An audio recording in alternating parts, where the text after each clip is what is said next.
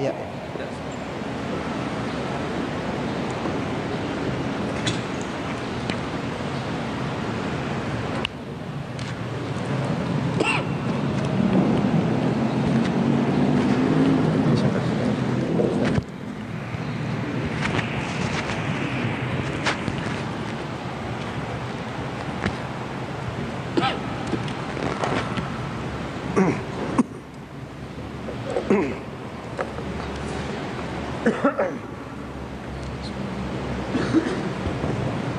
Assalamualaikum warahmatullahi wabarakatuh.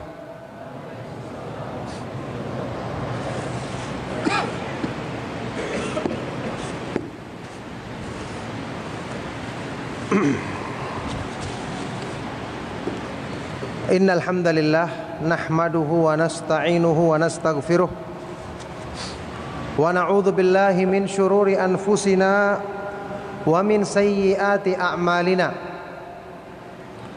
May yahdihillahu fala mudilla lahu wa may yudlil fala hadiya lahu. Wa asyhadu an la ilaha illallah wahdahu la syarika lahu wa asyhadu anna Muhammadan abduhu wa rasuluh. Ya ayyuhalladzina amanu taqullaha haqqa tuqatih wa la tamutunna illa wa antum muslimun. Ya ayyuhan nasu taqu rabbakumul ladzi khalaqakum min nafsin wahidah wa khalaqa minha zawjaha wa batha minhuma rijalan katsiran wa nisaa'a wattaqullaha alladzi tasaaluna bihi wal arham innallaha kana 'alaikum raqiba. Ya ayyuhalladzina amanu taqullaha wa qulu qawlan sadida yuslih lakum a'malakum wa yaghfir lakum dhunubakum wa may yuti'illaha wa rasulahu faqad faza fawzan 'azima. Sallallahu ala nabiyyina Muhammadin wa ala alihi wa ashabihi wa man tabi'ahum bi ihsan ila yaumiddin, amma ba'du. Alhamdulillah, Bapak-bapak, ibu-ibu, ikhwan dan akhwat fiddin rahimakumullah.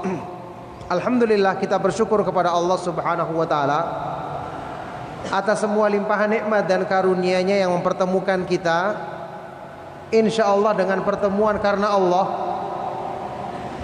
di masjid ini, masjid yang penuh berkah,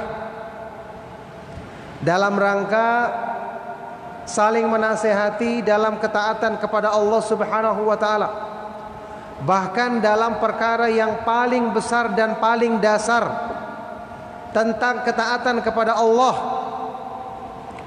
landasan utama iman, yaitu mengkaji tentang indahnya cinta kepada Allah Subhanahu wa taala. Ma'asyiral muslimin, ikhwan dan akhwat fiddin rahimakumullah.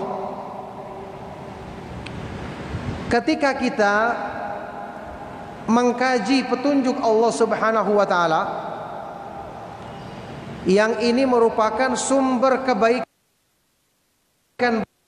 yang Allah berikan kepada hamba-hamba yang dipilihnya. Semoga kita semua termasuk hamba-hamba yang dipilih oleh Allah Subhanahu wa taala. Allah Subhanahu wa taala berfirman di dalam Al-Qur'an, yu'til hikmata may yasha'u wa may yu'tal hikmata faqad utiya khairan katsira. Allah memberikan al-hikmah, pemahaman agama, pemahaman terhadap petunjuknya kepada siapa yang dikehendakinya, siapa yang dipilihnya. Dan barang siapa yang dianugerahkan kepadanya hikmah, berarti telah dilimpahkan kepadanya kebaikan yang sangat banyak. Orang yang belajar agama, maka berarti dia mengumpulkan sebanyak-banyaknya sebab kebaikan untuk dirinya. Yang ini merupakan kebaikan dan nikmat terbesar yang Allah Subhanahu wa taala turunkan kepada manusia. Para nabi dan para rasul alaihi wassalatu wassalam, mereka menjadi hamba Allah yang paling mulia. Kenapa? Karena mereka dipilih untuk menyampaikan wahyu. Untuk menyampaikan wahyu. Itulah sumber kemuliaan mereka. Ya, para nabi dan para rasul dimuliakan oleh Allah bukan karena mereka memiliki harta. Kita pernah dengar semua hadis yang sangat terkenal dari Rasulullah sallallahu alaihi wasallam di dalam Sunan At-Tirmidzi dengan sanad yang dinyatakan sahih atau hasan oleh Syekh Al-Albani rahimahullahu taala.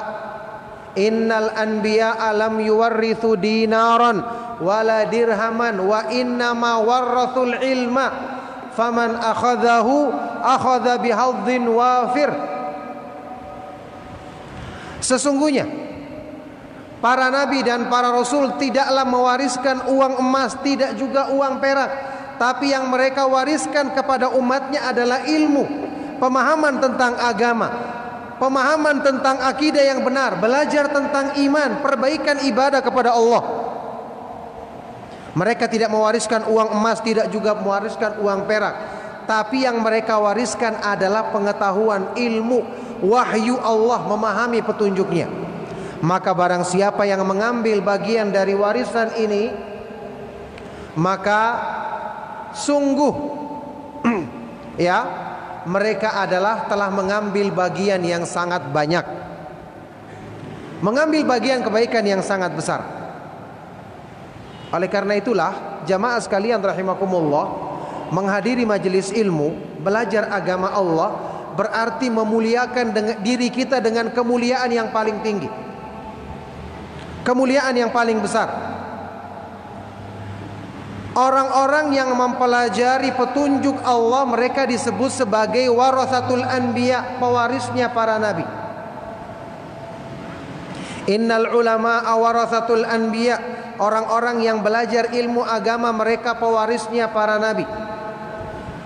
Ketika para nabi itu menempati kedudukan yang paling tinggi di kalangan manusia, maka pasti dan pasti pewarisnya adalah yang menempati kedudukan paling tinggi setelah para nabi dan para rasul alaihi wassalatu wassalam. Makanya dalam pernyataan yang sangat terkenal, Imam Asy-Syafi'i rahimahullah ta'ala pernah mengatakan, illam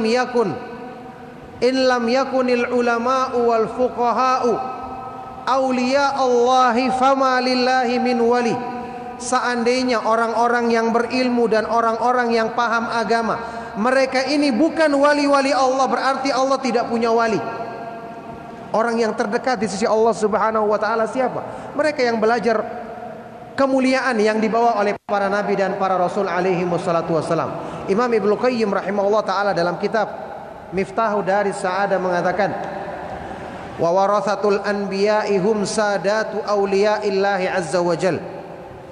Orang-orang yang mewarisi, mempelajari petunjuk para nabi dan para rasul, mereka inilah pimpinannya para wali-wali Allah Subhanahu wa taala. Oleh karena itulah belajar ilmu agama adalah kebanggaan. Orang yang tidak belajar agama, maka dia akan dihinakan. Kalau tadi sudah kita ketahui, para nabi dan para rasul alaihi wassalatu wassalam menjadi hamba Allah yang paling mulia di kalangan manusia karena mereka membawa wahyu. Kemudian malaikat Jibril alaihi salatu wassalam menjadi pimpinannya para malaikat karena dia yang membawa wahyu Allah kepada para nabi dan para rasul alaihi salatu wassalam. Maka pasti di kalangan manusia yang paling mulia adalah orang-orang yang mempelajari petunjuk Allah Subhanahu wa taala. Oleh karena itulah kita bersyukur kepada Allah di akhir zaman yang penuh dengan fitnah, ketika manusia sudah tersibukkan dengan urusan dunia, kita diberikan kemauan dan taufik untuk mau belajar. Al-Quran adalah sebaik-baik petunjuk. Hadis Rasulullah sallallahu alaihi wasallam adalah sebaik-baik pembimbing. Bagaimana kita bisa dapatkan kebaikan petunjuknya? Tentu dengan belajar. Makanya kita bersyukur ketika diadakan pengajian. Alhamdulillah pengajian-pengajian rutin juga yang disampaikan oleh para ustadz kita yang ada di Bone ini dan sekitarnya. Ada Ustadz Nasrullah Abu Rozin, ada Ustadz Umar dan para ustadz yang lainnya hafizahumullahu ta'ala. Ini kebaikan besar, ini kebaikan yang mulia. merupakan sebab Allah Subhanahu wa taala muliakan orang-orang yang beriman dalam kehidupan di dunia dengan Allah turunkan petunjuknya. Ilmu agama ini akan menghidupkan hati manusia sebelum badannya dihidupkan. Bagaimana Rasulullah sallallahu alaihi wasallam memperumpamakan petunjuk yang beliau bawa dari sisi Allah di dalam hadis sahih riwayat Imam Bukhari dan Muslim. Rasulullah sallallahu alaihi wasallam bersabda, "Inna mathala ma ba'athani Allahu bihi minal huda wal ilmi kamathali ghaithin asaba ardan." Sesungguhnya perumpamaan, permisalan atau analogi dari petunjuk dan ilmu yang aku bawa dari sisi Allah, yang diturunkan kepadaku dari sisi Allah, adalah seperti perumpamaan hujan yang baik yang diturunkan di muka bumi. Coba lihat bagaimana fungsinya hujan ketika turun di muka bumi.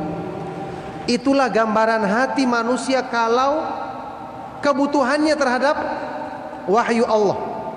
Sebagaimana tanah akan gersang, tandus dan mati ketika tidak turun hujan, maka demikian pula hati, tidak ada kehidupan, tidak ada kebaikan, tidak ada iman yang akan tumbuh di hati kalau tidak disirami dengan hujan wahyu. Kalau dia tidak belajar petunjuk Allah Subhanahu wa taala dan Rasulnya, imannya tidak akan hidup, keikhlasannya tidak akan berbuah, kebaikan-kebaikannya tidak akan bernilai di sisi Allah Subhanahu wa taala. Antum ketahui, para ulama Ahlus Sunnah wal Jamaah telah menyatakan dengan tegas, kebaikan-kebaikan dalam hati kita berupa iman, keikhlasan supaya amal kita diterima oleh Allah, khusyuk dalam sholat, ibadah yang disertai dengan cinta, takut dan berharap. Bagaimana kita akan tumbuhkan? Apakah lewat mimpi atau hanya dengan angan-angan? Tidak. Tetapi kita tumbuhkan adalah setelah memohon petunjuk kepada Allah dengan belajar Al-Quran dan merenungkan isinya, dengan belajar hadis Rasulullah, memahami maknanya. Inilah maknanya hujan wahyu yang akan menyirami hati kita. Berarti kalau orang tidak belajar agama, tidak akan tumbuh kebaikan pada dirinya. Tidak akan tumbuh kebaikan pada dirinya. Nah, disinilah ma'asyiral ikhwa wal akhwat fid din rahimakumullah, penting agama dalam rangka menumbuhkan iman kita. Sebagian dari para ulama salaf, seperti pernyataan dari Imam besar Ahlus Sunnah, Imam Ad-Daraqutni. Imam Ad-Daraqutni, Abul Hasan Ad-Daraqutni pernah mengatakan, "Talabnal ilma li ghairillahi fa aba ayyakuna illa lillah." Kami dulu menuntut ilmu bukan karena Allah, artinya niatnya masih banyak yang salah. Tetapi ilmu itu enggan kecuali membimbing kami untuk mengikhlaskan niat karena Allah. Ilmu yang membimbing niat mereka. Jadi sekarang ketika kita membahas tema indahnya cinta kepada Allah, ikhwan dan akhwat fiddin rahimakumullah, kita harus memahami satu perkara. Beragama, beribadah, mengamalkan amal ketaatan, landasan utama untuk diterimanya adalah keimanan. Orang yang beramal tanpa keimanan, tanpa keikhlasan, tanpa cinta, takut dan berharap kepada Allah, kita ketahui amalnya tertolak. Wa may yakfur bil imani faqad habita amaluhu wa huwa fil akhirati minal khasirin. Barang siapa yang mengingkari keimanan, maka sungguh telah gugur amal-amalnya, dan di akhirat nanti dia termasuk orang-orang yang rugi. Kita ketahui semua ayat-ayat Al-Quran yang menyebutkan tentang amal-amal yang gugur dan tertolak di sisi Allah tidak bernilai. Kenapa? Tidak dilandasi dengan ikhlas, tidak dilandasi dengan keimanan yang benar. Wa qadimna ila ma amilu min amalin faja'alnahu haba'am manthura. kami hadapi amal-amal yang mereka kerjakan di muka bumi. Kemudian kami jadikan amal-amal itu hanya seperti debu-debu yang berhamburan. Ketika menghadap Allah, amal yang banyak nasibnya hanya seperti debu yang berhamburan karena tidak dilandasi dengan iman. Taib, sekarang cinta kepada Allah. Mencintai Allah. Ini adalah landasan utama iman. Hakikat tauhid yang sesungguhnya. Orang yang beramal tidak dilandasi dengan cinta kepada Allah, bahkan kecintaan yang melebihi kecintaan kepada apapun, maka nasib amalnya adalah seperti yang disebutkan di dalam ayat-ayat tadi. Syekh Abdurrahman bin Nasir As-Sa'di rahimahullah ta'ala menggambarkan kedudukan yang namanya mahabbatullah, mencintai Allah. Sebagai apa? Kata beliau, hiya ruhul iman wa haqiqatut tauhid wa asasut ta'abbud wa ainut taqarrub. Cinta kepada Allah adalah ruhnya iman. Apa artinya ruhnya iman? Tanpa ini iman tidak akan hidup, iya kan? Namanya ruh, sebab yang menghidupkan. Kemudian apa? Cinta kepada Allah adalah hakikat tauhid. Hakikatnya tauhid. Asasut taqarrub, landasan utama pendekatan diri kepada Allah. Wa ainut ta'abbud, dan inti penghambaan diri kepadanya. Jadi di sini kita harus pahami, jamaah sekalian rahimakumullah, orang itu beribadah kepada Allah bukan hanya melakukan gerakan, bukan dia hanya melakukan takbir kemudian dia ruku, sujud, atau dia sekedar berzikir, membaca doa atau membaca Al-Quran, tapi hatinya kosong, tidak ada rasa cinta, tidak ada perasaan senang, tidak ada rasa gembira. Bukan seperti ini. Kalau tadi digambarkan cinta kepada Allah itu adalah ruhnya iman, berarti iman tidak akan hidup tanpanya. Coba kita lihat ibadah yang dilakukan oleh orang-orang yang soleh yang dipuji di dalam Al-Quran, selalu digambarkan sebagai ibadah yang dikerjakan oleh anggota badan, disertai hati yang bersemangat, gembira dan senang melakukannya. Inilah ibadah yang benar, ibadah yang hidup, ibadah yang imannya ada ruhnya. Coba kita lihat firman Allah Subhanahu wa taala di surat Al-Anbiya ayat ke-90, ketika Allah menjelaskan tentang para nabi dan para rasul alaihi wassalatu wassalam. Innahum kanu yusari'una fil khairati wa yad'unana raghaban wa rahaban wa kanu lana khashi'in. Sesungguhnya mereka adalah orang-orang yang selalu berlomba-lomba, bersegera melakukan ibadah kebaikan.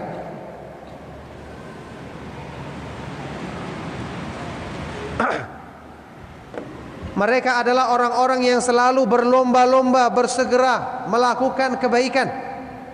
Serta mereka selalu berdoa kepada kami dalam keadaan takut dan berharap. Kenapa mereka berlomba-lomba? Karena mereka menyenanginya, gembira melakukannya, karena di hati mereka ada cinta kepada Allah Subhanahu wa ta'ala. Ini ibadah yang bernilai. Di ayat lain Allah Subhanahu wa ta'ala menggambarkan tentang orang-orang yang beriman. Ulaika yusari'una fil khairati wa hum laha sabiqun. Mereka adalah orang-orang yang bersegera melakukan kebaikan dan berlomba-lomba mengerjakannya. Nah, disinilah kita perhatikan pelajaran agama akan membimbing kita untuk menumbuhkan dasar atau landasan yang menghidupkan iman. Ibadahnya orang yang beriman tentu berbeda dengan ibadahnya orang munafik. Meskipun secara zahir sama-sama menampakkan ibadah, tapi orang-orang munafik bagaimana mereka beribadah? Bagaimana mereka melaksanakan salat seperti yang disebutkan di dalam Al-Qur'an surat An-Nisa, wa idza qamu ila sholati qamu kusala yura'unan nasa wa la yadhkurunallaha illa qalila. Orang-orang munafik itu ketika mereka berdiri melaksanakan salat, mereka melakukan dengan malas-malasan. Tidak ada cinta, tidak ada semangat. Mereka memamerkan amalnya kepada manusia, berbuat riya karena imannya rusak. Tidak ditujukan untuk mengharapkan wajah Allah. Dan mereka tidak berzikir kepada Allah kecuali sangat sedikit.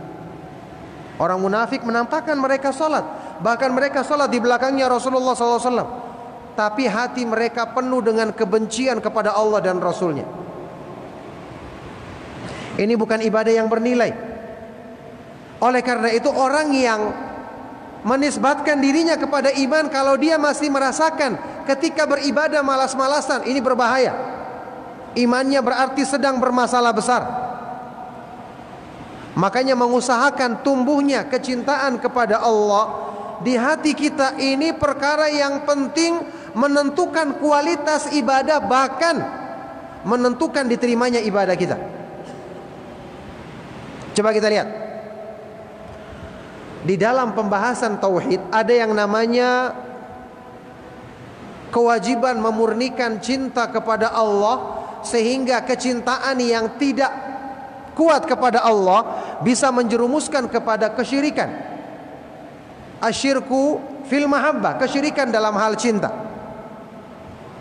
Digambarkan di dalam surat Al-Baqarah, Allah Subhanahu wa taala berfirman, "Wa minan nasi may yattakhidhu min dunillahi andada yuhibbunahum ka hubbillah walladzina amanu asyaddu hubban lillah." Dan di antara manusia, coba kita perhatikan, pelaku syirik ini bisa jadi banyak menimpa manusia ketika mereka tidak perhatian terhadap urusan imannya. Dan di antara manusia ada orang-orang yang menjadikan tandingan-tandingan selain Allah. Ini pelaku syirik atau bukan? Pelaku syirik, iya kan? Orang yang menjadikan tandingan sekutu selain Allah. Ini ahlu tauhid atau ahlu syirik? Kira-kira ahlu syirik, betul kan? Iya, kita lihat. Di antara manusia ada orang-orang yang menjadikan tandingan-tandingan selain Allah, yang mereka mencintai tandingan-tandingan itu seperti mencintai Allah. Berarti mereka mencintai Allah apa tidak? Mencintai Allah. Pelaku syirik itu mencintai Allah juga. Jangan dipikir mereka tidak mencintai Allah. Cinta kepada Allah itu fitrah manusia. Tapi mereka disebut melakukan perbuatan syirik karena mereka menjadikan kecintaan kepada Allah sama dengan kecintaan kepada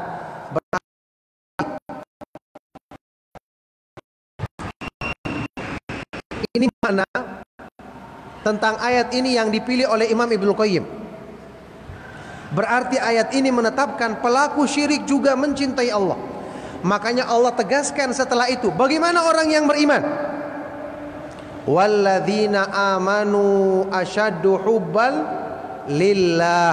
Dan orang-orang yang beriman, kecintaan mereka kepada Allah sangat kuat dan sangat besar, melebihi kecintaan orang-orang musyrik terhadap berhala-berhalanya. Jadi ingat, kalau kecintaan kita kepada Allah hanya kecintaan yang dasar saja, masih sama dengan kecintaan kepada urusan dunia, ini belum menyelamatkan kita dari kemungkinan terjerumus ke dalam perbuatan syirik.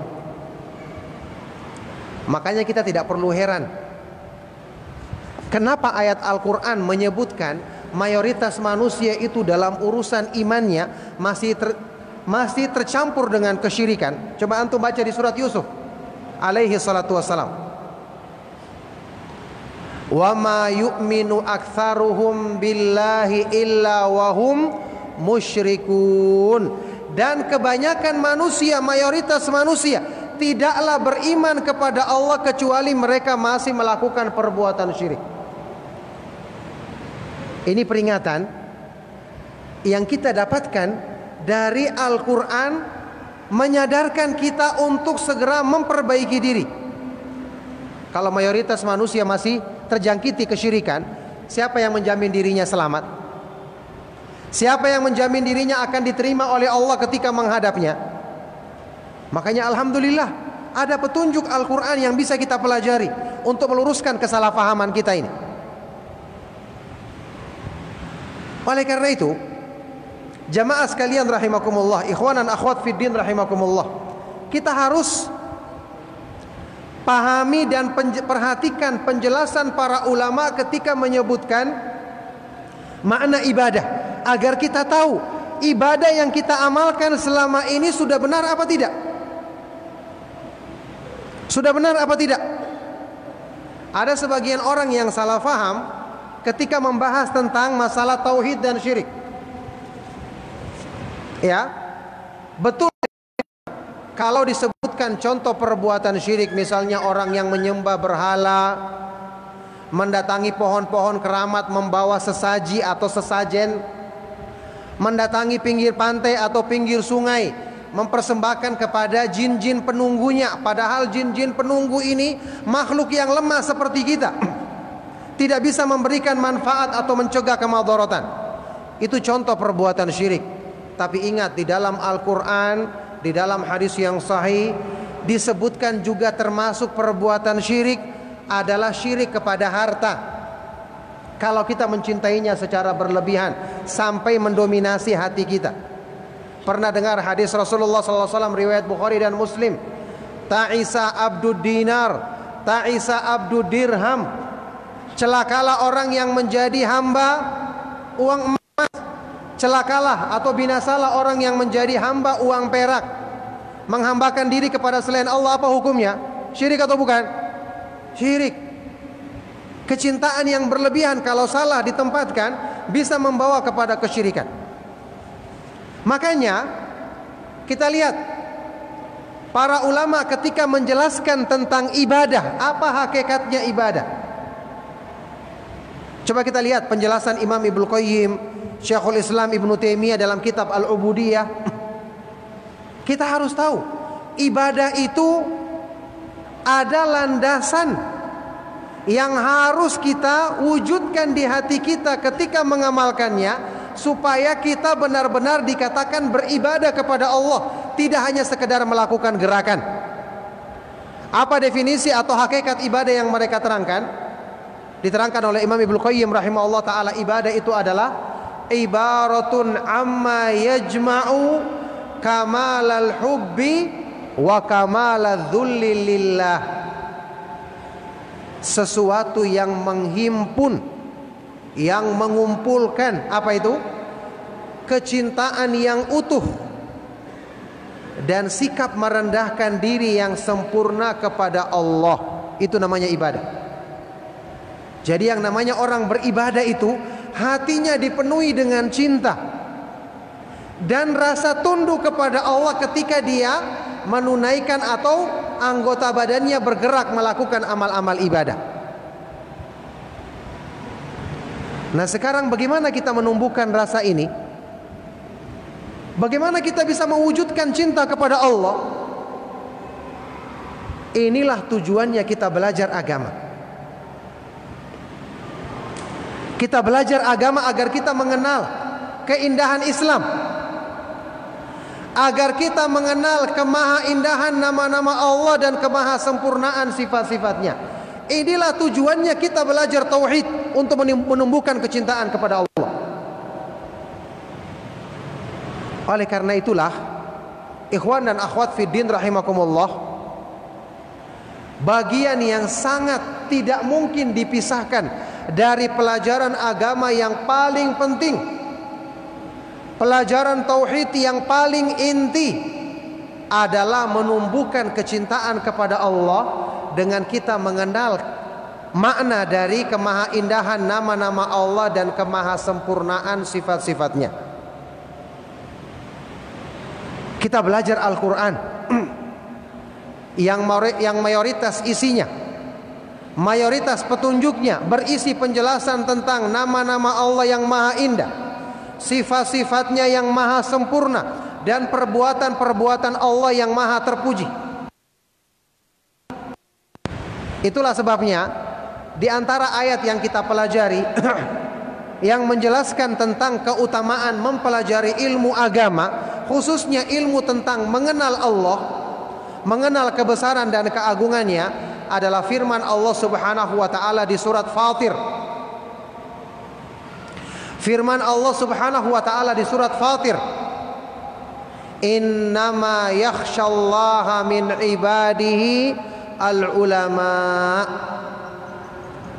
Sesungguhnya yang takut kepada Allah dengan sebenar-benar ketakutan di antara hamba-hambanya hanyalah, ini pembatasan, yang memiliki rasa takut kepada Allah di antara hamba-hambanya hanyalah orang-orang yang berilmu. Berarti orang yang tidak berilmu tidak mungkin memiliki rasa takut kepada Allah. Kalau dia tidak, maka ibadahnya bukanlah ibadah yang benar. Itu pasti.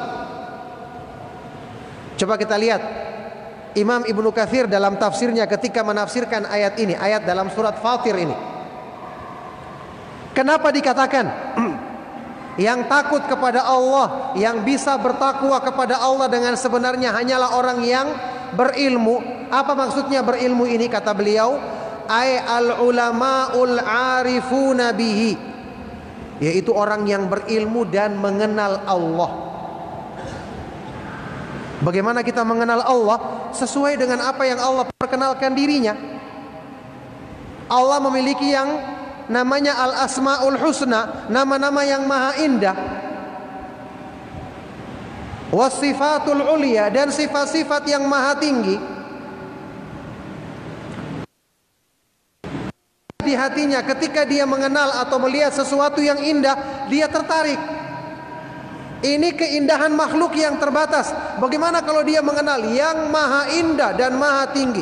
Pasti lebih tertarik lagi. Jadi kata Ibnu Katsir, maksudnya adalah ulama, orang-orang yang berilmu dan mengenal Allah. Kata beliau, li'annahu kullama kanatil ma'rifatu billahi atamma wal ilmu bihi akmala kanatil khasyatu lahu a'zama wa akthar. Hal ini dikarenakan, kata beliau, kata Ibnu Katsir, semakin pengetahuan seseorang tentang Allah semakin bertambah, dan ilmu pengetahuannya tentang nama-nama dan sifat Allah semakin kuat, maka otomatis rasa takutnya dan ketakwaannya kepada Allah semakin besar pula. Jamaah sekalian rahimakumullah, ikhwan dan akhwat fiddin rahimakumullah, kita membahas ini agar kita tahu apa gunanya kita belajar agama. Orang yang belajar agama tidak menumbuhkan imannya, apa gunanya dia belajar agama? Supaya kita tahu pelajaran tauhid. Ingat, pelajaran tauhid itu bukanlah pelajaran yang hanya dikaji sekali atau dua kali, harus diulang-ulang supaya masuk ke dalam hati kita. Supaya masuk ke dalam hati kita. Tempatnya kebaikan itu di hati. Kata Rasulullah SAW, at-taqwa hahuna, takwa terletak di sini. Sambil beliau menunjuk ke dalam dadanya. Kita memasukkan makna tauhid ke dalam hati kita, supaya di hati kita rasa cinta, takut, dan berharap, bergantung kepada Allah Subhanahu wa taala inilah yang menjadi yang paling kuat dan paling dominan, supaya nanti tidak muncul ketakutan yang berlebihan kepada makhluk, penyandaran hati yang berlebihan kepada makhluk. Ini yang akan melemahkan tauhid. Ingat, syaitan punya tipu daya untuk melemahkan iman manusia. Dengan cara apa? Menjadikan manusia itu gampang takut dengan wali-walinya, dengan para dukun dan tukang sihir, atau yang disebut para tidak normal. Ya, syaitan membuat kita takut kepada hal-hal yang seperti ini. Sampai anak-anak kita takut dengan hantu, takut dengan genderuwo, melemahkan iman semua. Berharap berlebihan kepada makhluk, cinta, ini semua melemahkan iman. Allah Subhanahu wa taala berfirman di dalam surat Ali Imran, "Innama dzalikumus syaitanu yukhawwifu awliya'ahu fala takhafuhum wa khafuni in kuntum mu'minin." Itu adalah perbuatan syaitan yang menakut-nakuti kalian dengan wali-walinya. Maka janganlah kamu takut kepada mereka, takutlah kepada aku, kepada Allah semata-mata, jika kalian benar-benar beriman. Oleh karena petunjuk Allah diturunkan untuk menghilangkan ketakutan, pengharapan, ketergantungan dan kecintaan manusia yang berlebihan kepada makhluk untuk diarahkan kepada yang benar, yaitu Allah Subhanahu wa taala semata-mata. Bagaimana caranya? Kita mengenal Allah Subhanahu wa taala dengan kemahaindahannya. Allah Subhanahu wa taala adalah Al-Jamil, Maha Indah. Antum bayangkan saja, sesuatu yang indah pasti menarik hati manusia. Kita akan senang melihat sesuatu yang indah, pemandangan yang indah. Waktu kita di pinggir pantai atau di puncak gunung yang indah, kita merasa betah. Padahal ini keindahan makhluk yang sangat terbatas. Bagaimana kalau kita mengenal Allah Subhanahu wa taala yang Maha Indah? Itulah sebabnya orang yang beriman hatinya tenang ketika dia mengingat Allah. Karena hati itu akan merasakan sejuk ketika dia mengenal yang Maha Indah, yang dengan itu dia akan tenang, dia akan merasakan kesejukan. Di dalam Al-Quran Allah Subhanahu wa ta'ala berfirman, "Ala bidzikrillahi tatma'innul qulub." Ketahuilah dengan mengingat Allah hati manusia menjadi tenang. Di dalam hadis yang sahih yang diriwayatkan oleh Imam Ahmad, An-Nasai dan yang lainnya, dinyatakan sahih oleh Syekh Al-Albani rahimahullah ta'ala, Rasulullah SAW pernah menggambarkan tentang salat dalam sabda beliau, "Wa ju'ilat qurratu aini fis shalah." Dijadikan kesejukan hatiku ketika aku menunaikan salat. Jadi ada kesalahpahaman besar ketika seseorang tidak memperhatikan pelajaran yang merupakan inti makna tauhid yang sesungguhnya. Bagaimana menumbuhkan kecintaan di hati kepada Allah?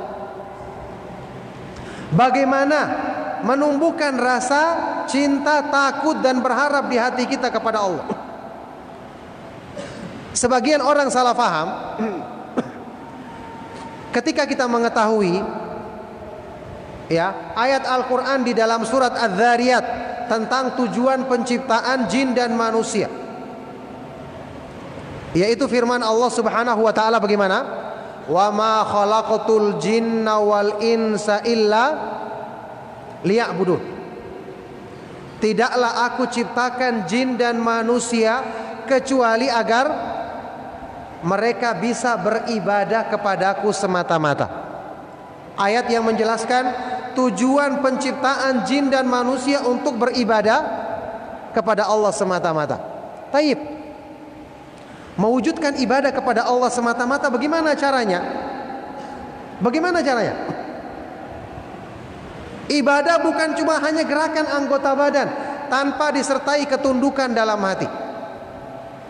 Hati itu akan tunduk kepada sesuatu kalau dia mengetahui dan meyakini sesuatu yang dia tunduki itu adalah yang maha kuasa atas segala sesuatu, yang bisa memberikan kebutuhan ketika dia meminta kebutuhannya, yang bisa menjadi tempat bersandarnya dalam segala kebutuhannya.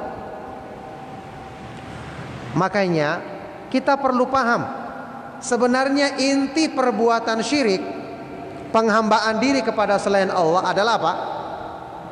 Adalah ketergantungan hati kepada selain Allah, Ini hakikat kesyirikan yang pernah dijelaskan oleh Syekhul Islam Ibnu Taimiyah rahimahullah taala. Beliau berkata,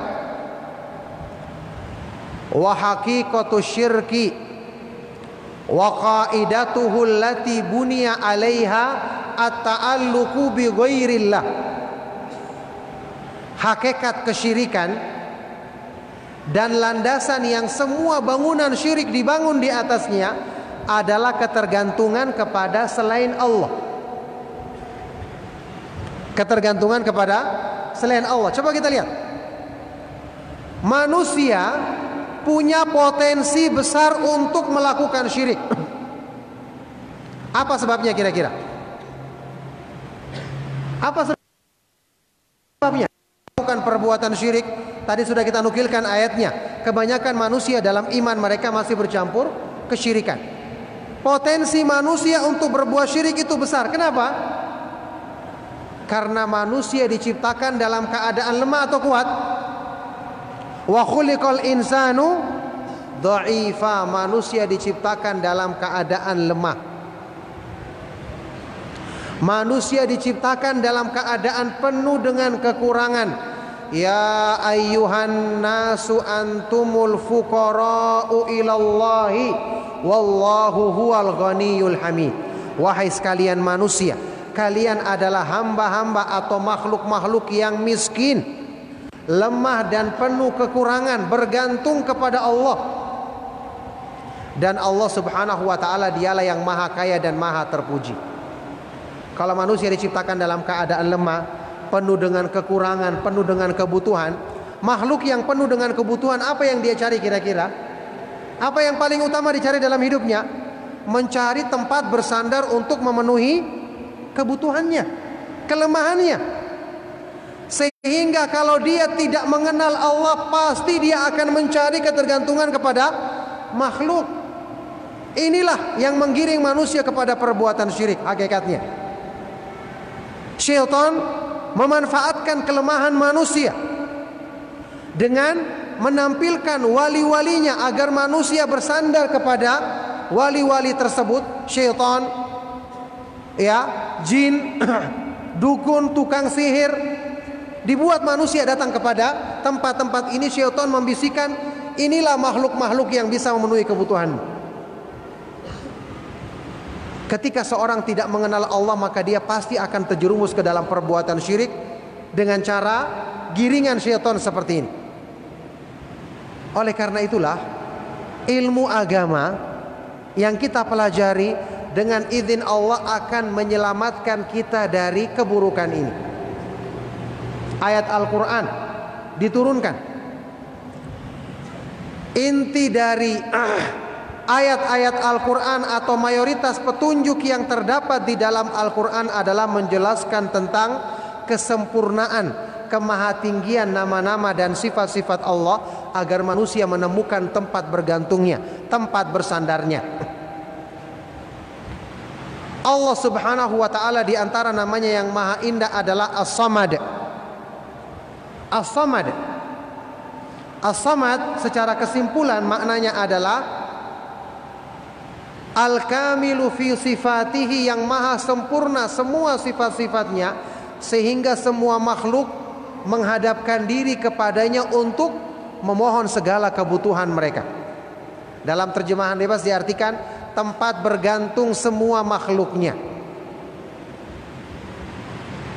Kenapa makhluk menghadapkan diri kepada Allah? Karena semua kebutuhan mereka yang maha kuasa memenuhinya cuma Allah subhanahu wa ta'ala. Kalau mereka sudah memahami makna ini, berarti mereka telah mewujudkan tauhid dalam artian yang sebenarnya. Berarti kesimpulannya di sini, ikhwan dan akhwat fiddin rahimakumullah, ada keterikatan yang tidak bisa dipisahkan dalam hal memahami makna ibadah yang benar, keterkaitannya dengan keharusan mengenal nama-nama dan sifat-sifat Allah, supaya menjadikan hati kita hanya tunduk dan tergantung kepada Allah. Nah, kalau begitu apa dalil yang menyebutkan tentang hal ini? Kalau tadi ayat yang sudah kita bacakan, firman Allah di surat Az-Zariyat Wa ma khalaqatul jinna wal insa illa liya'budun. Tidaklah aku ciptakan jin dan manusia kecuali untuk beribadah kepadaku semata-mata. Sekarang ada ayat yang kedua yang menjelaskan tujuan penciptaan alam semesta beserta isinya, yang tujuannya adalah agar manusia mengenal Allah. Ini disebutkan di firman Allah Subhanahu wa taala di surah At-Talaq ayat yang terakhir. Surat At-Talaq ayat yang terakhir. Allah Subhanahu wa taala berfirman, Allahul ladzi khalaqa sab'a samawati wa minal ardi mithlahunna yatanazzalul amru bainahunna lita'lamu annallaha ala kulli syai'in qadiru wa annallaha qad ahata bikulli syai'in ilma. Allah Subhanahu wa ta'ala dialah yang menciptakan 7 lapis langit dan bumi juga seperti itu, yang kemudian perintah Allah turun di antara langit-langit dan bumi. Apa tujuannya Allah menciptakan alam semesta ini? Allah tegaskan agar kalian mengetahui, wahai manusia. Mengetahui apa? Annallaha ala kulli syai'in qadir, bahwasanya Allah Subhanahu wa ta'ala maha kuasa atas segala sesuatu, dan bahwasanya pengetahuannya meliputi semua makhluknya. Dua ayat ini diterangkan oleh Imam Ibnu Qayyim menjelaskan makna tauhid. Penghambaan diri kepada Allah yang seutuhnya tidak akan bisa dicapai kecuali setelah kita mengenal kandungan kemahaindahan nama-nama Allah dan kemahasempurnaan sifat-sifatnya. Oleh karena itulah kita perlu belajar Al-Quran dan merenungkan isinya. Kita perlu belajar tentang makna Al-Asma'ul Husna, nama-nama Allah yang maha indah, wa sifatuhul ulia, dan sifat-sifatnya yang maha tinggi. Inilah cara menumbuhkan kecintaan yang benar di hati kita kepada Allah. Imam Ibnu Qayyim rahimahullah ta'ala pernah mengatakan, man arafallaha bi asma'ihi wa sifatihi wa af'alihi ahabbahu la mahalata. Barang siapa yang mengenal Allah dengan memahami kemahaindahan nama-namanya, kemahatinggian sifat-sifatnya, dan sempurnaan perbuatan-perbuatannya, maka dia pasti akan mencintai Allah Subhanahu wa ta'ala. Kita sebutkan contoh, ikhwan dan akhwat fiddin rahimakumullah. Kita ketahui di dalam Al-Quran ayat-ayat atau surat-surat yang menjelaskan nama-nama dan sifat-sifat Allah itu kedudukannya paling tinggi dan paling mulia. Contoh saja ayat kursi adalah a'dhamu ayatin fi kitabillah, ayat yang paling agung di dalam Al-Quran, padahal dia bukan ayat yang paling panjang. Bukan ayat yang paling panjang. Inilah ayat yang paling agung di dalam Al-Quran, ayatul kursi. Dari awal sampai akhir tidak ada penjelasan tentang hal-hal yang lain selain tentang nama-nama dan sifat-sifat Allah. Kita buka ayat kursi dari awal sampai akhir, cari tentang hukum tidak ada, tentang surga dan neraka tidak ada, sifatnya orang yang beriman tidak ada. Yang ada cuma nama-nama Allah dan sifat-sifatnya. Taib. Berikutnya surat Al-Ikhlas, Qul huwallahu ahad. Surat yang sangat ringkas. Tahukah kita kedudukan surat ini? Ya, disebutkan di dalam hadis yang sahih riwayat Imam Bukhari dan Muslim. Rasulullah SAW pernah bersabda tentang surat Al-Ikhlas, innaha, sesungguhnya surat Al-Ikhlas ini sebanding dengan sepertiga Al-Quran. Ada salah seorang sahabat yang pernah diutus, serombongan sahabat pernah diutus oleh Rasulullah SAW pasukan perang. Salah seorang di antara mereka dijadikan sebagai imam dalam sholat 5 waktu.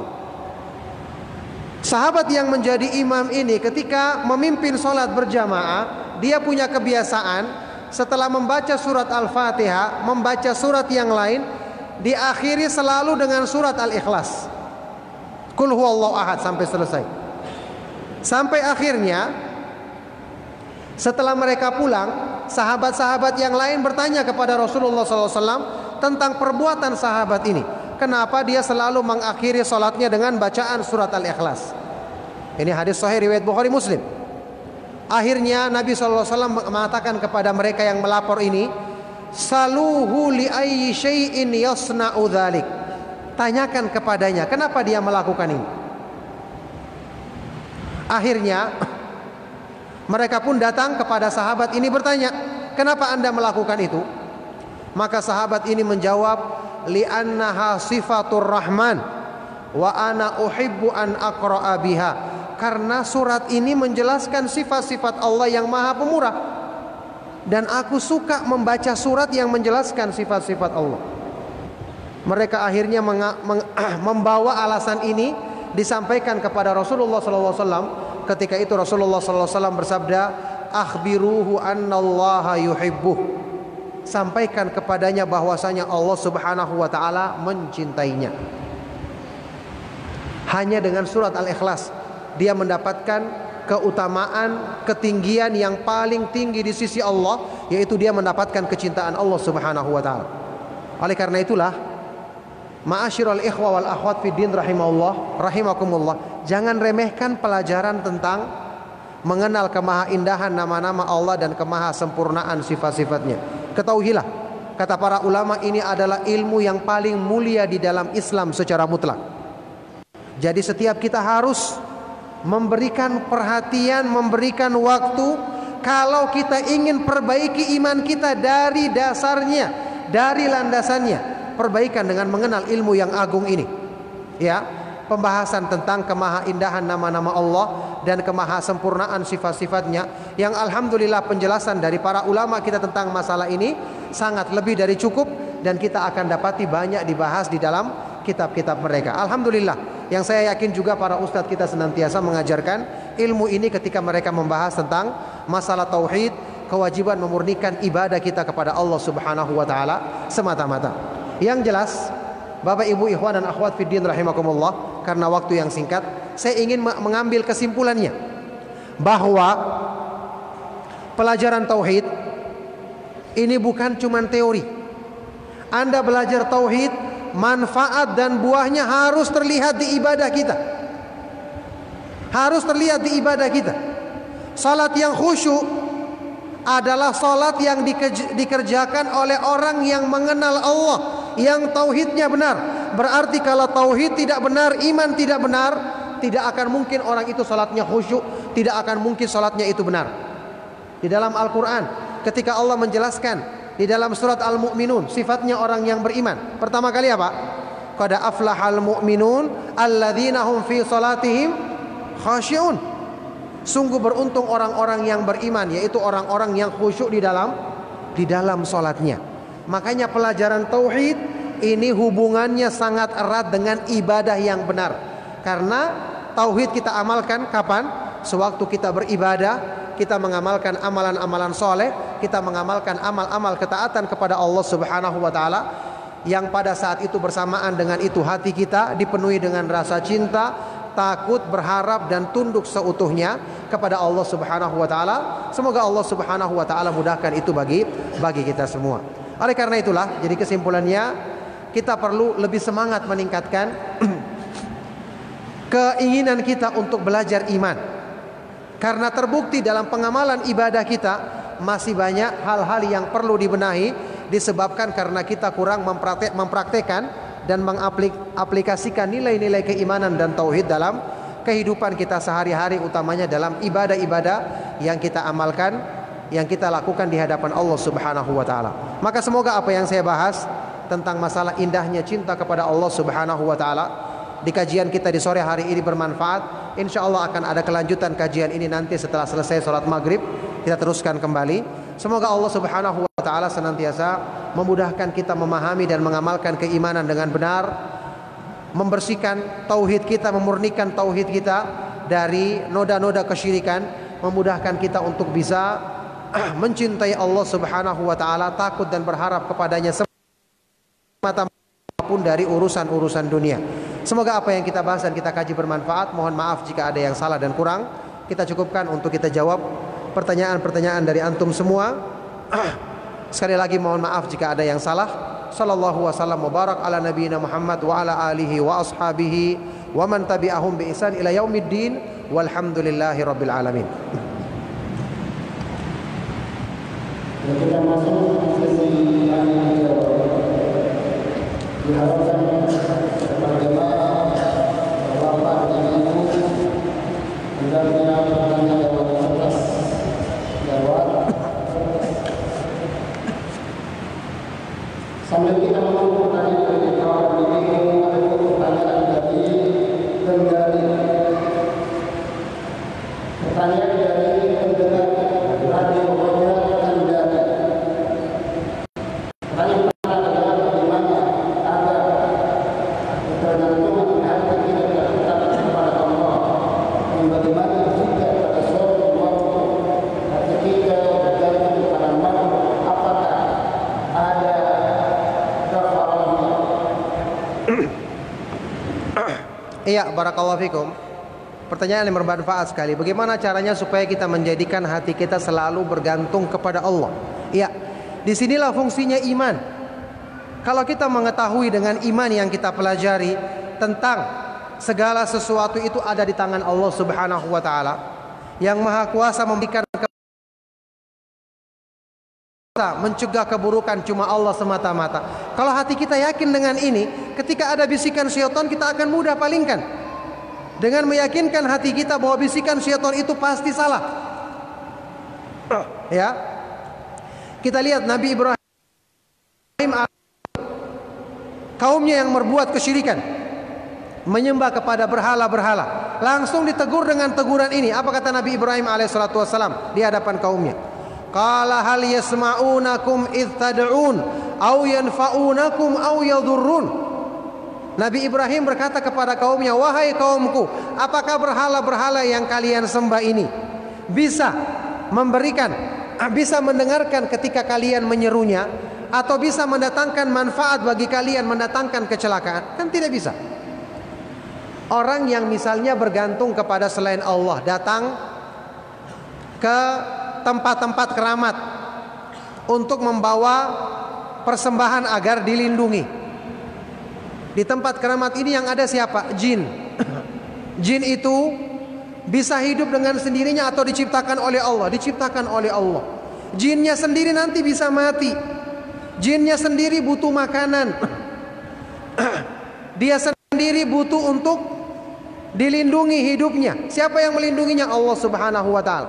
Berarti manusia ketika dia datang kepada makhluk, dia telah melakukan kebodohan yang sangat nyata, melakukan sesuatu yang paling tidak masuk akal. Makanya pelaku syirik semuanya bodoh dan dungu.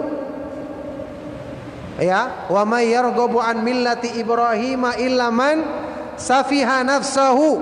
Tidaklah berpaling dari agamanya Nabi Ibrahim, agama tauhid, kecuali orang yang memperbodoh dirinya sendiri. Kenapa dia bergantung kepada yang lemah seperti dirinya? Kenapa dia tidak bergantung kepada yang maha kuasa, yang setiap saat mendengarkan, setiap saat mampu untuk memberikan pertolongan kepadanya? Sementara makhluk tempat kita bersandar, kadang-kadang dia sedang tidur, dia sendiri sedang sakit, dia sendiri sedang tidak berdaya. Kita justru bergantung kepada sesuatu yang tidak berdaya dan tidak bisa memberikan apa-apa. Jadi keyakinan kita dengan izin Allah yang akan menolong kita waktu kita mengalami hal-hal yang seperti ini. Nah, barakallahu fikum.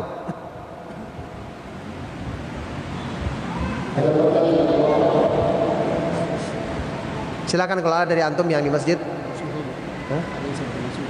Boleh. Boleh langsung bertanya, boleh.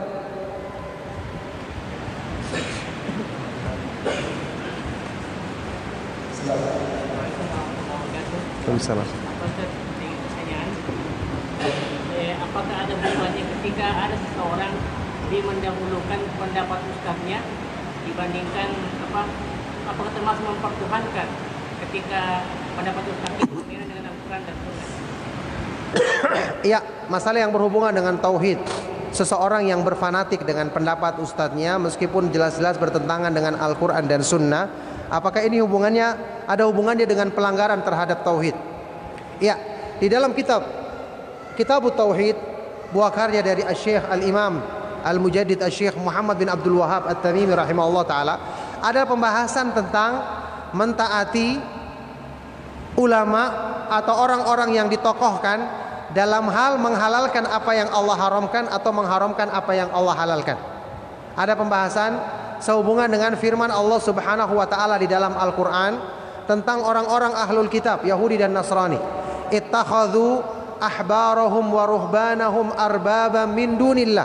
Mereka menjadikan pendeta-pendeta dan ahli-ahli ibadah di antara mereka sebagai rob-rob yang disembah selain Allah. Disebutkan di dalam riwayat yang sahih, yang dinyatakan sahih atau hasan oleh Syekh Al-Albani rahimahullah taala, sahabat yang mulia ketika turun ayat ini, yaitu sahabat Adi ibnu Hatim radhiyallahu taala anhu, datang kepada Rasulullah sallallahu alaihi wasallam menanyakan ayat ini.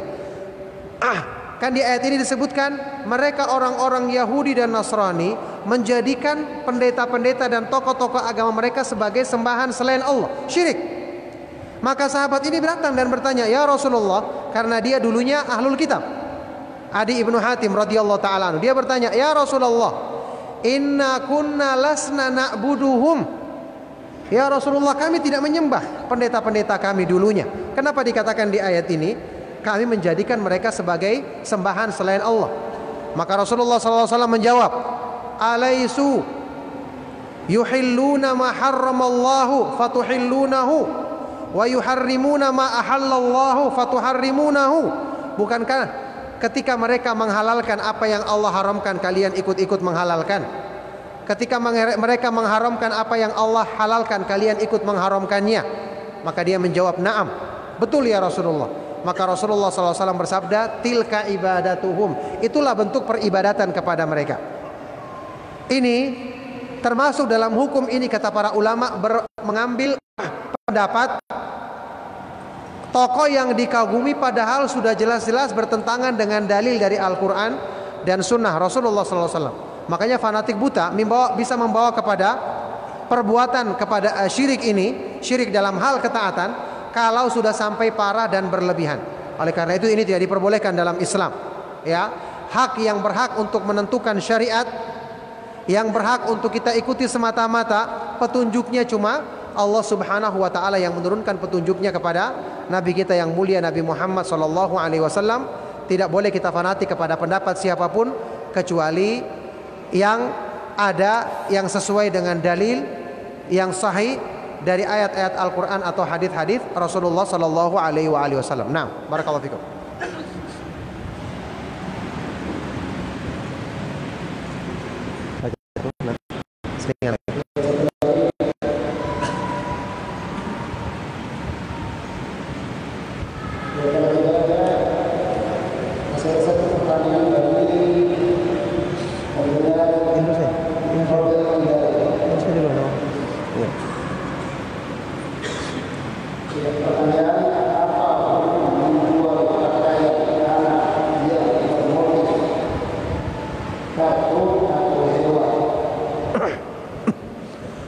Apa hukum, pertanyaannya Masya Allah ya, menjual pakaian anak-anak yang bermotif gambar apa? Kartun, ya, atau hewan. Ya, hadis-hadis yang menjelaskan tentang larangan itu hadis-hadis yang sangat banyak, hadis-hadis yang sahih. Riwayat Imam Bukhari dan Muslim, diantaranya sabda Rasulullah sallallahu alaihi wasallam, "Asyaddun nasi adzaban yaumal qiyamati alladzina yudahuna bi khalqillah." Orang yang paling keras adabnya pada hari kiamat adalah orang-orang yang menyerupai ciptaan Allah, yaitu membuat gambar atau patung dari makhluk yang bernyawa, manusia atau hewan. Taib. Ada pembahasan dari para ulama tentang masalah kartun. Tokoh-tokoh dalam kartun ini pada hakikatnya apakah mereka termasuk makhluk hidup atau bukan? Sehingga ketika digambar kartun, ya, dikatakan telah menggambar makhluk hidup. Jawabannya, antum ketahui banyak dari tokoh-tokoh dalam kartun itu tidak ada hakikatnya. Misalnya digambarkan ada kucing, tapi dibentuk kucingnya lain dengan kucing yang asli, iya kan? Kucingnya dibuat bentuknya berbeda, tikusnya juga berbeda. Beda kalau seandainya benar-benar gambar kartun itu persis seperti yang nyata. Tapi kebanyakan dari kartun kadang-kadang tidak seperti yang di dunia nyata. Kata para ulama ini tidak termasuk gambar, karena dia bukan makhluk yang nyata seperti itu keadaannya. Ya, tentu saja kalau kita ingin hindari maka itu lebih baik. Di samping untuk pengajaran bagi anak-anak kita, iya kan, kita pilih saja yang gambarnya misalnya mobil atau pesawat yang bukan merupakan makhluk yang bernyawa untuk lebih apa? Selamat, agar kita tidak membiasakan anak-anak kita dengan gambar-gambar yang nanti dianggap sama dengan gambar makhluk hidup yang sesungguhnya. Itu kita hindari supaya terhindar dalam masalah-masalah yang seperti ini. Demikian ya. Barakallahu fikum.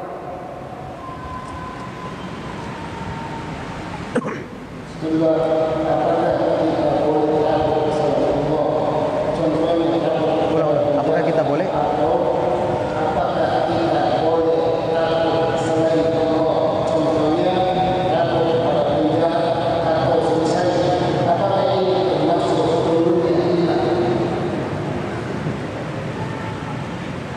Iya. Ketakutan yang bersifat tabiat, sesuatu yang misalnya mencelakakan, misalnya kepada makhluk buas, binatang buas, atau takut kepada penjahat karena dia membawa senjata. Ini ketakutan yang bersifat tabiat diperbolehkan, yang mana dengan ketakutan kita lari darinya, kita menghindarkan diri darinya. Misalnya kita kunci pintu dan seterusnya. Ini tidak termasuk ketakutan ibadah karena kita bisa menghindar darinya. Kalau ketakutan yang sampai pada tingkatan ibadah, seseorang itu biar di rumahnya sudah kunci pintu masih takut didatangi oleh hantu misalnya, didatangi oleh jin tertentu misalnya. Ini ketakutan yang berlebihan. Harusnya dia berlindung kepada Allah Subhanahu wa taala untuk menghindarkan dirinya dari segala yang ditakutkannya. Kalau ketakutan tersebut sampai ada pengagungan di hatinya, sampai dia menjadikan dia ketakutannya kepada makhluk melebihi takutnya kepada Allah, dia merasa tidak bisa meminta pertolongan kepada Allah untuk menyelamatkan dari takut tersebut, maka ini bisa membawa kepada kesyirikan takut yang seperti ini. Tapi kalau takut yang tabiat tadi, kan kita bisa menghindar. Misalnya ada binatang buas, kita lari, atau kita lawan dengan senjata tajam. Ada penjahat, kita menghindarkan diri darinya dengan bersembunyi atau menutup pintu rumah dan seterusnya. Itu pun dengan kita berlindung kepada Allah Subhanahu wa taala, karena kita meyakini Allah Subhanahu wa taala yang maha kuasa melindungi kita dari segala hal yang kita takutkan tersebut. Nah, barakallahu fikum.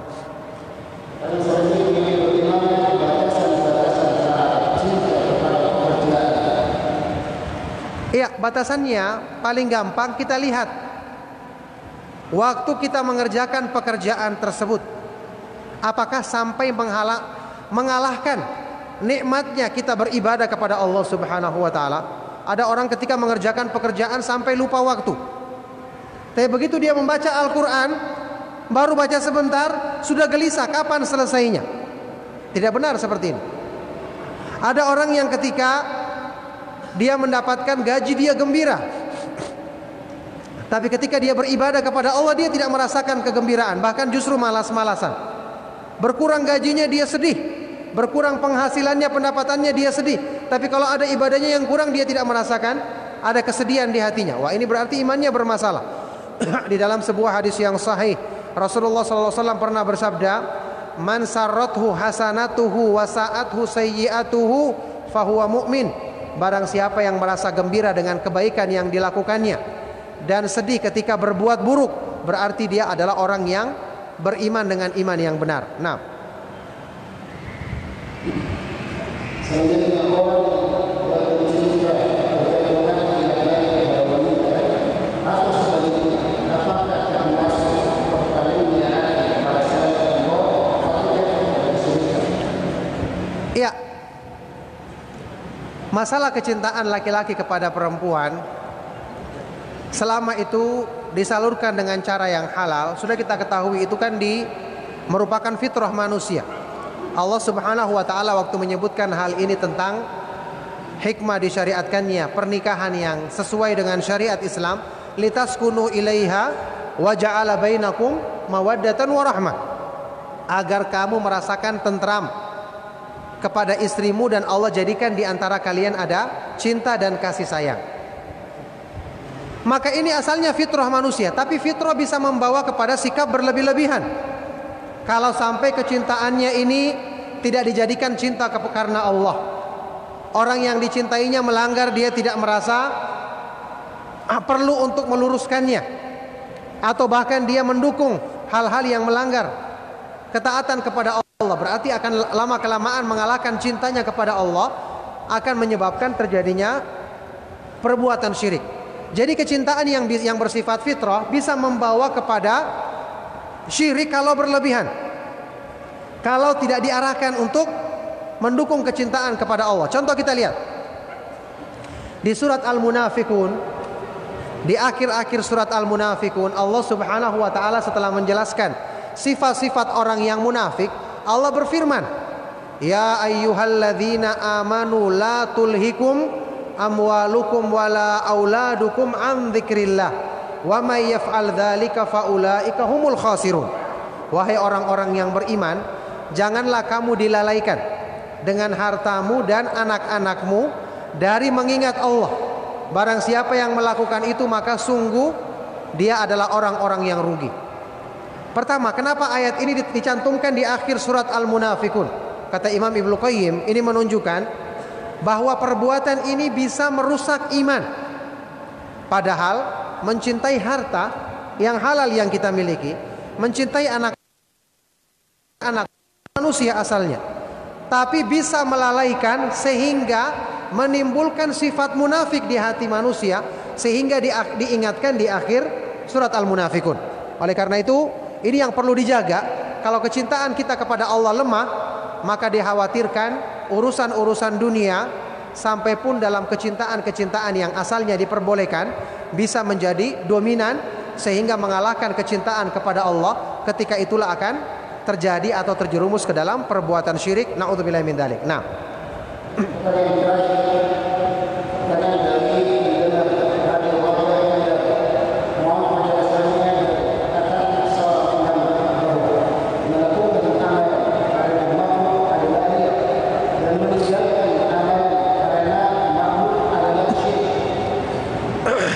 iya, barakallahu fikum. Pernyataan ini adalah pernyataan yang benar. Orang berbuat sesuatu karena makhluk, tidak berbuat sesuatu juga karena makhluk, sama. Riya dan syirik, dua-duanya adalah perbuatan syirik.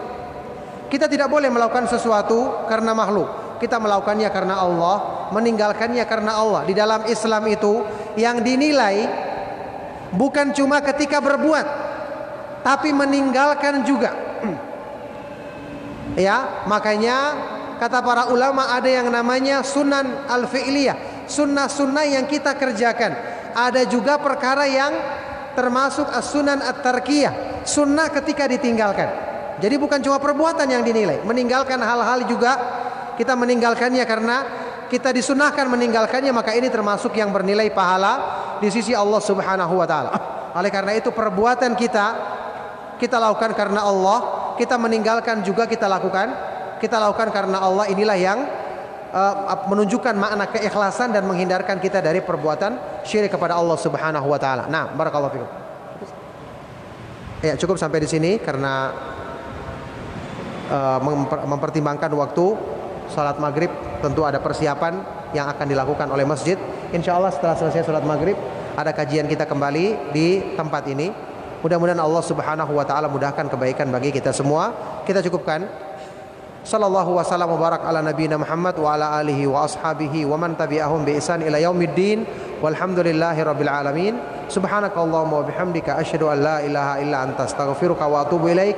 Wassalamu alaikum warahmatullahi wabarakatuh.